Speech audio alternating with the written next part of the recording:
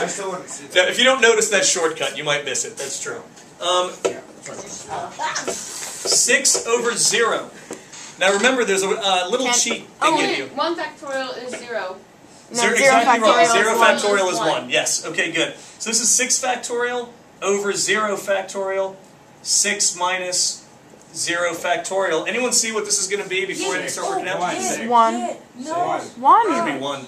Because this is going to be 6 factorial on the bottom. Is it 0? No, it's going to be... Oh, wait. I thought you said 0. Wow, Johns. 0 factorial is 1, but what's 6 minus 0? Okay, Mark. Wait, yeah. Negative 6. So it's going to be 6 factorial over 6 factorial, which is 1. Can someone These else must be hold it? combinations.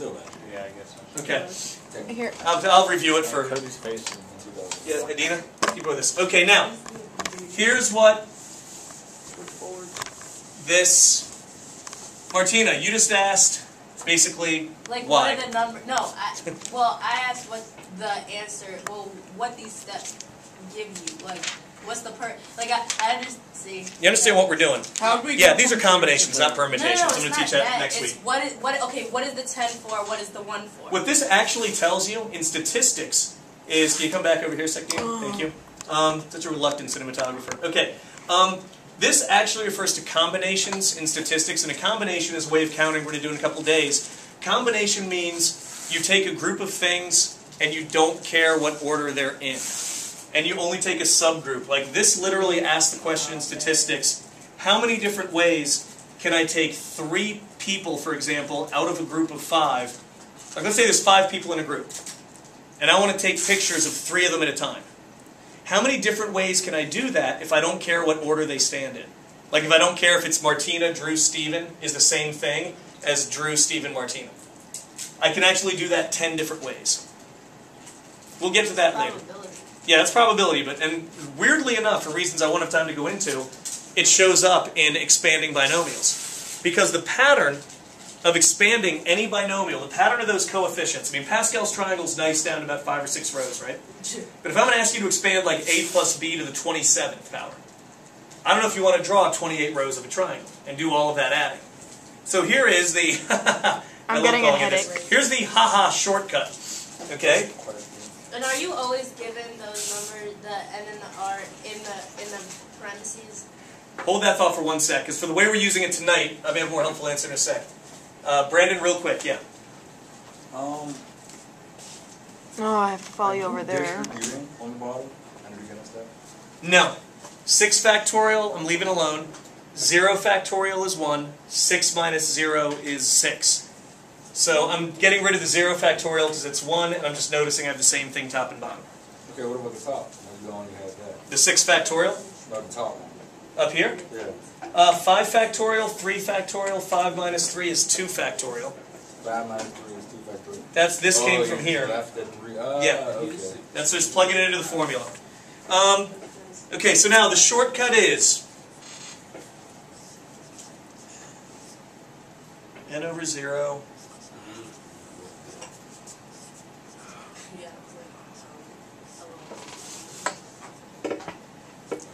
And that goes on forever, or what? It can, but we're not going to, thank God. Stay with me for 1 sec here. N minus 1. Where are we going? On a magical journey of Well, wonder. no, like, how far are you planning on making this? Because this is kind of obnoxious. Well, you're not ready. I'm going to put in a dot, dot, dot. You're okay. N over N. Okay. Alright. This means, well, let's see, we just did something over 0, and we got 1. Think that was an accident? No. No, because if we have No way, Jose. n factorial over 0 factorial times n minus 0 factorial, we're always going to get n factorial over n factorial, which is 1. In probability terms, Martina, that's like saying, how many different ways can I take a picture of all of you if I don't care which order you stand in? Just 1. Because if you next to Brandon is the same thing as Brandon next to you, then there's only 1 way to do it. There's something called permutations where you count every single little change. Like, what if you and Drew switch places? What if you and Steven switch places? That's next week. Okay? Thanks a lot. Now, this one over here, hang on, n over n. Okay, n over n will get you n factorial over n factorial. N minus n. Yeah, n minus n factorial, which will get you the 0 here. Which would equal 1. So this is also equal to 1. So these last bits get you the 1s at the end of each row of the triangle. That's cool. I think so. And then there's the a to the n. And then what you see happening here is as you go along, as you go along, the a's go down in degree, the b's appear and start going up in degree, and then this combination formula will actually get you the coefficients, just like the triangle. It's kind of magic. Okay. I don't have time to prove why. It's kind of magic. So, Yes, I'm reduced to that, Cody. I'm done with quick proofs. Okay, so We're past that now. is this gonna be like our a homework problem where we have this and then we have to plug? That's a lot of numbers. Well, it depends. I mean, if I make this to the 27th power, you're going to be there all day. But Adina and Connor, who are too close to the microphone to be doing that, okay, if I make this to the 27th power, that'd be a long time, but it'd be a lot less time than writing this out 27 times and distributing. So if there was a problem that said a plus b to the 27th power, we'd have to do that. I want to do that instead of... I don't know, because that's like you have things solved for the n over. Incidentally, by the way, this can be written in a single term, which I love. Because these are being added together, this is a sum. I want to make sure I get this right. Yeah, see, this is the reason I don't like math. Now this is a fun one. They use r as a counter. Oh, goody. From r equals 0 to n of n over r to the n... A to the n minus r. This is how to write a binomial expansion in a single term.